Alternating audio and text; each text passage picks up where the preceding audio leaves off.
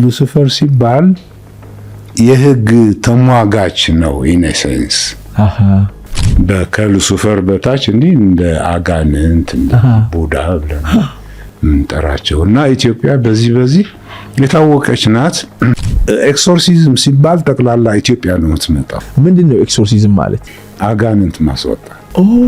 ውር ነገር ከዩኒቨርስ ጋር የተያያዘና ዘላለማዊነት ያለው ብዙ ነገር በዓለም ላይ ልናይ ነው። በተለይ ፍልስጤም፣ እስራኤል እንደዚህ ሲባል ብዙ ነገር እናያለን። ለምሳሌ ጻድቃን ሳይነጋገሩ ይግባባሉ፣ ሳይቀጣጠሩ ይገናኛሉ ይባላል።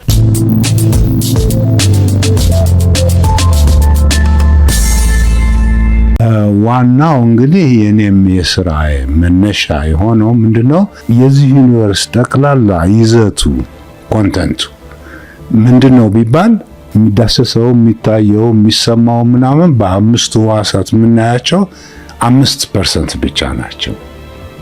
የቀረ ዳርክ ማተር ዳርክ ኤነርጂ በሚል በተሞላ በማይታይ ጨረር የተሞላ ነው ሂደቱ።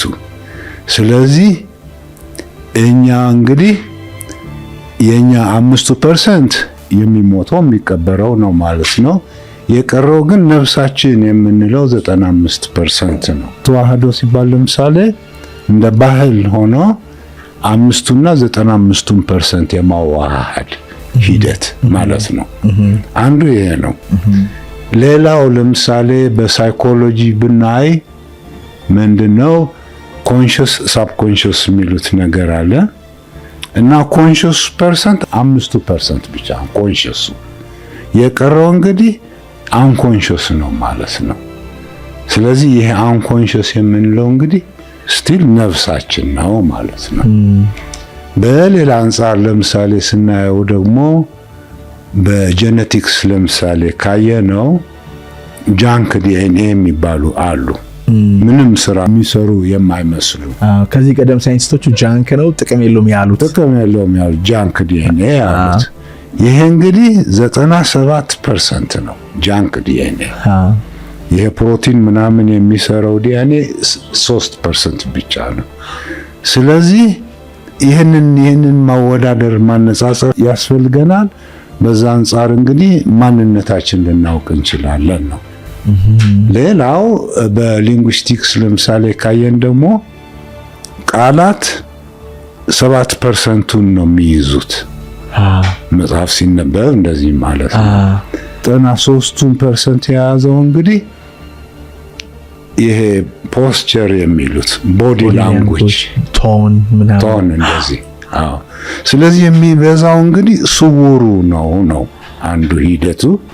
ሁለተኛው ደግሞ ይሄ ስውር ነገር ከዩኒቨርስ ጋር የተያያዘና ዘላለማዊነት ያለው ነው 5% ብቻ ነው የሚቀበረው የሚሄደው ነው ሂደቱ። ስለዚህ እነዚህ ነገሮች ተስማሚ ከሆኑ እንግዲህ በአንዱ በኩል የተገኘው ግኝት ከሌላው ጋር ግኝት እንደዚህ በማያያዝ እንግዲህ አንድ ጥቅል የሆነ ግኝት ይሆንና ሂውማን ኩዌስት ፎር ትሩዝ በሚል እሄዳለሁ ማለት ነው። ስለዚህ ሜታፊዚክስ መረጥኩኝ። ሜታፊዚክስ እንግዲህ ለምሳሌ ሜካኒካል ሳስብ ቆያለሁ። ይሄ ሜካኒካል ነገር ነው 3D የሚሉት። ሜታፊዚክስ ካላበስኩት ግን እንደ ፈሪሃ እግዚአብሔር ለምሳሌ ነገር እንደዚህ ይሰማኛል። ይሄ ነው ሜታፊዚክስ። የማይጨበጥ ነገር ነው እንደሚጨበጥ አድርጎ ማቅረብ እንደማለት ነው እና የአሁኑ ቴክኖሎጂ እድገት ይህንን በብዛት ስለሚደግፍ ከትንሽ ጊዜ በኋላ ሁሉም ሰው ኢንላይተንድ ይሆናል ነው ሂደቱ። 5ቱና 95% አዋሃዶ በትክክል 100% የሆነ ሰው እንዲሆን ዋው እና ከኤክስትራ ተረስተሪያል ሲሆን ከምናምን ይሁን ኮሙኒኬት የሚያደርግበት ዘመን መጣ። እንግዲህ ይሄ ሁሉ ችግር የሚመጣው ባለማወቃችን ነው። ምን ያህል እንደጎደለን ሊያሳየን የሚፈልግ ነገር ነው እና ይህንን ችግር ኢንዱር ካደረግን ወደ ሌላው ትራንሰንድ እናደርጋለን ነው ሂደቱ። ስለዘገየን ነው እንጂ ይሄ ለምሳሌ እኔ በድፍረት የምናገረው መንፈስ ቅዱስ ወርዷል ነው እና ከወረደ 2000 ዓመት ዘግይተን ገና ትንሽ አሁን እየገባን ነው ሂደቱ። ስለዘገየን ግን የሁሉ ጦርነት መጣ እንደምንም ብሎ እንግዲህ አቅጣጫ እያሳየን ነው። ከዛም በላይ የተጻፉት ነገሮች እየሆኑ ነው ያሉት። ማለት ከስፔስ ታይም ውጪ የሆነ ዘለዓለማዊነት ያለው ሂደት ነው አካሄዱ። ይህች ምድር እንግዲህ ለተወሰነ ጊዜ ነው ልትጦረን የምትችለው። እድሜዋን እየቆጠረች ነው። እኛ ደግሞ በቦምብ ይሁን በምናምን ይሁን እንግዲህ ያፈነዳን አስቸግረናታል። ስለዚህ ምርጫችሁን ውሰዱ የሚል ነው።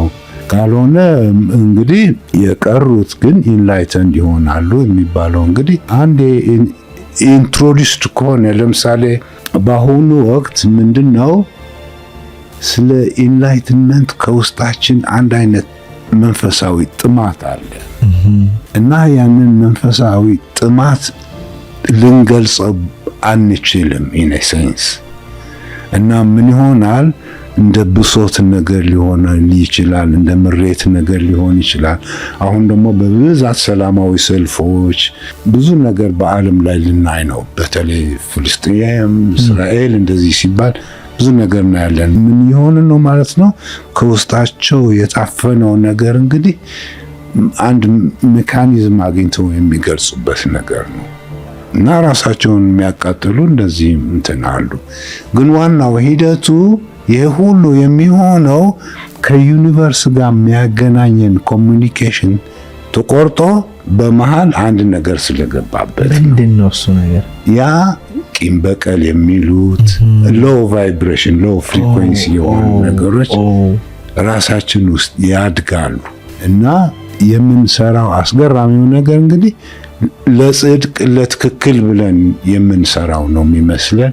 ምንም ያህል መስዋዕትነት ብናደርግም ግድ የለም እና አስቸጋሪ ፓርቱ እንግዲህ ይሄ ነው። መጀመሪያ አመጣጡ ከሉሲፈር በሚል ነው።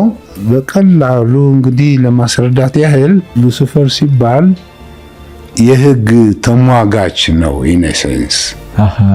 ለምሳሌ ሁሉም ነገር ብርሃን ሆኖ ቆይቶ እንግዲህ 5% ቦጭቆ እንደወሰደ ነገር ይሁንና በእኔ በኩል ነው ይሄንን ዕውቀት የምታገኙት አይነት ይሆናል እና እንግዲህ አስመሳይነት ነው። ኦኬ ምን መሆን ነበረበት? አንተና እኔ ለምሳሌ በቴሌፓቲ ልንገናኝ ኮሚኒኬት እናደርግ እንችላለን። ባህላችንም እንደዛ ነው። ለምሳሌ ጻድቃን ሳይነጋገሩ ይግባባሉ፣ ሳይቀጣጠሩ ይገናኛሉ ይባላል። በዚህ አይነት ቫይብሬሽን ነበር የምንኖረው ነው እንትን ሂደቱ። አሁን ሉሲፈር ምን ያደርጋል? በእኔ ላይት ቢረር ይሉታል፣ በእኔ ዕውቀት ሲል እንግዲህ ያንን ትቶ ሞባይል ቴሌፎን ለመስራት የሚያስችል ዕውቀት ይሰጠናል ማለት ነው። ሰለጠን እንላለን። ከዛ በኋላ ይሄ ነው ሙግቱ። ከዛ በታች ያሉ እንግዲህ ስለ ሲስተም ሲያቃሉ ክሎዝድ ሲስተም የሚባለው በኋላ አብራራዋለሁ። ወደ ሞት አቅጣጫ የሚሄድ አይነት ሂደት ነው ያለ ነው። አሁን ይህንን በመጠቀም እንግዲህ ብዙ ክፋት የሚሰሩ ኤነርጂ የሚወስዱ አካላት አሉ ነው ስውራን አካላት። እነዚህ አጋንንት እንደዚህ እንላቸዋለን። እንደየቫይብሬሽኑ እንግዲህ ቡዳ፣ ዛር፣ አይነጥላ ምናምን ሟርት ራሱ ማኒፌስት የሚያደርግ አንድ አይነት ሃየር ስቴጅ የሆነ ይሁን የሚል ሂደት ነው። እንግዲህ አይሰማቸውም። እነሱ የሚያዩት እንግዲህ ሜካኒካል በሆነ ደረጃ ነው። 3D የምንለው ነገር ነው። እና ይህ አይነት ስልጣኔ እንግዲህ ዘመኑ እያለቀለት እየጠፋ እየሄደ ያለ ሂደት ነው። አሁን ወደ 4D ነገር እየወጣን ነው። 4D ማለት እንግዲህ መንፈሳዊነት የተጨመረበት ፊዚክስ እንደማለት ሜታፊዚክስ ማለት ነው። እና ፖዚቲቭ ኤነርጂ አለ፣ ኔጌቲቭ ኤነርጂ አለ። አሁን እነዚህ ኔጌቲቭ ኤነርጂ እንግዲህ ወደ ሞት የሚያስኬድ ስለሆነ የሞቱን ሂደት ባፋጥነው ለምሳሌ ኤነርጂ አገኛለሁ። ሞቱን ሂደት ባፋጥነው ለምሳሌ ኤነርጂ አገኛለሁ። ስለዚህ ጠላቴን ከገደልኩ ለምሳሌ ጥሩ ነኝ አይነት ነው። ምክንያቱም መግደሉ ራሱ ጭንቀቴን እንትን አድርጎታል እንደማለት ነገር ነው። ግን አክቹአሊ በመንፈስ አይን እንግዲህ የዛ ሰውዬ ሶል ተበልቷል አይነት ሂደት ነው። ይሄ የሚያደርገው እንግዲህ የጥቁሩ ዓለም የአራተኛ ዲሜንሽን ነገር ነው። ይህንን ክላሪፋይ ያደርገዋለሁ። እነዚህ ናቸው እንግዲህ ሆሎግራፊክ ኢንሰርት የምንላቸው። ካርል ጉስታቭ ያንግ ለምሳሌ ሳይኮአናሊስት ሻዶው ይለዋል፣ ጥላ። በባህላችን አይነ ጥላ የምንለው እንደማለት ነገር እና ይሄ ይሰፍርብናል ማለት ነው።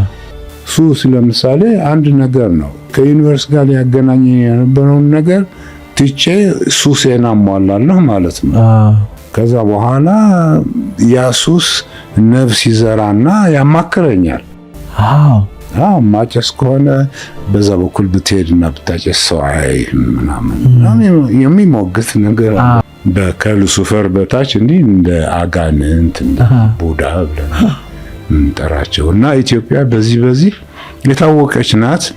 በጥሩ ነው በመጥፎ ነው የታወቀችው ኢትዮጵያ በዚህ ኤክሶርሲዝም ሲባል ጠቅላላ ኢትዮጵያ ነው የምትመጣው። ምንድነው ኤክሶርሲዝም ማለት? አጋንንት ማስወጣት።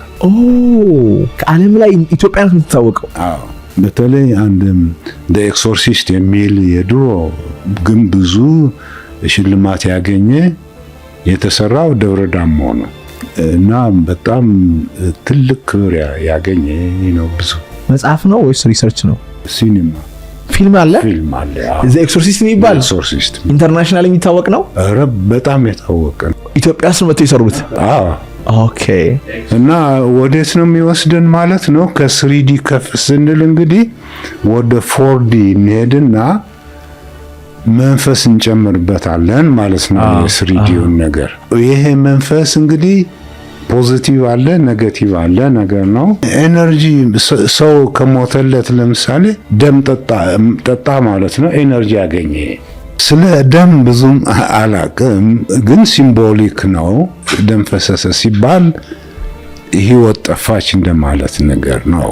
ዋናው ሂደቱ ግን አንድ ሲንቀሳቀስ የነበረ ነገር ሳደንሊ ፓራላይዝድ ሲሆን ባዶ ሲሆን የሆነች ኤነርጂ ሄዳለች ወጣለች ማለት ነው። ያችን ኤነርጂ ነው የሚፈልጉት። ሶል አንዳንዶች ለምሳሌ ሶል ማለት እንደ ብርጭቆ ነገር ናት እና የምትሰባበር አይነት ናት ይላሉ። እና ተሰብራ ትሄዳለች ነገር ነው። እና አንድ ሰው እነዚህን መገጣጠም ካልቻለ ችግር ይኖርበታል ማለት ነው። እና ዞሮ እንግዲህ እንደ ማልቲፕል ፐርሶናሊቲ የሚሉት ምናምን ነገር ኢንፍሉዌንስስ ይኖሩታል ማለት ነው።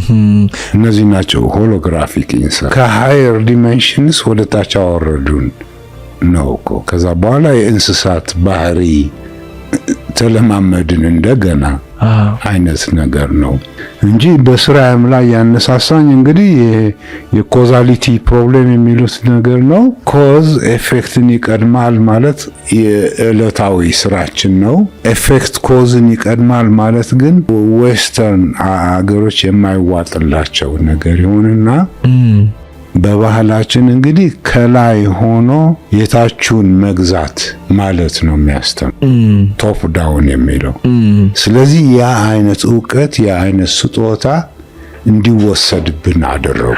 ዩኒቨርስ ምን ማለት ነው? አንዳንዴ ሳየው የሆነ መስመር ላይ ስንሄድ ለምሳሌ ታይም ስኬል የሚሉት የሆነ ቀጥ ያለ መስመር ላይ ስንሄድ ቆይተን ሳናውቀው የሆነ አይነት ሽክርክሪት ውስጥ እንገባለን እና ይህ አይነት ሽክርክሪት ነው እንግዲህ እኛን አሁን ያነጸው ነው ነገሩ።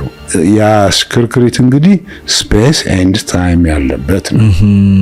አሁን ከዛ ሽክርክሪት ለመውጣት እንግዲህ ወደ ቀጥተኛው መስመር ከሄድን ምን ይሆናል ማለት ነው? ዩኒቨርሳል የሆነውን ነገር አተይን አደረግን። ለምሳሌ ትንሽ ቴክኒካል ሊሆናል እንጂ አንድ ትልቅ ኤግዛምፕል ልስጥ። እሺ፣ ክብደት ለምሳሌ ዌይት F = ma እንደዚህ የሚባል ነገር ፎርስ = ማስ ታይምስ አክሰለሬሽን ነው። ማስ ታይምስ አክሰለሬሽን። አሁን በሂደትም አክሲለሬት ላደርግ እችላለሁ። የምድር ስበትም አክሲለሬሽን ነው ራሱ እና ጂ እንለዋለን ስሞል ጂ እና 9.8 ሜትርስ ፐር ሰከንድ ስኩዌርድ ነው። ይህ እንግዲህ ጂ ስሞል ጂ ለካልኩሌሽን የሚጠቀምበት ነው እንጂ ትክክለኛ የጂ ትርጉም ምንድነው ብንል ምን ማለት ነው?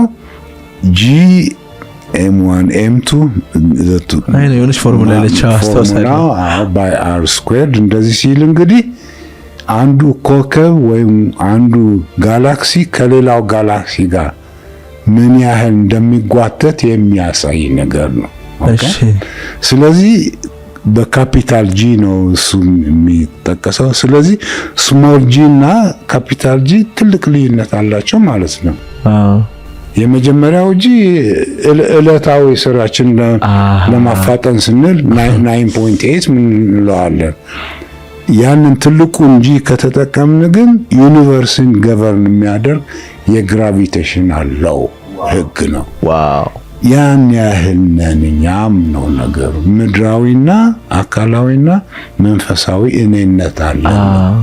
አሁን አካላዊውና መንፈሳዊን በትክክል ከገጣጠምናቸው ሙሉ ሰው እንሆናለን፣ 100% እንሆናለን እና በተጨባጭ የሚሰራ ነገር ነው።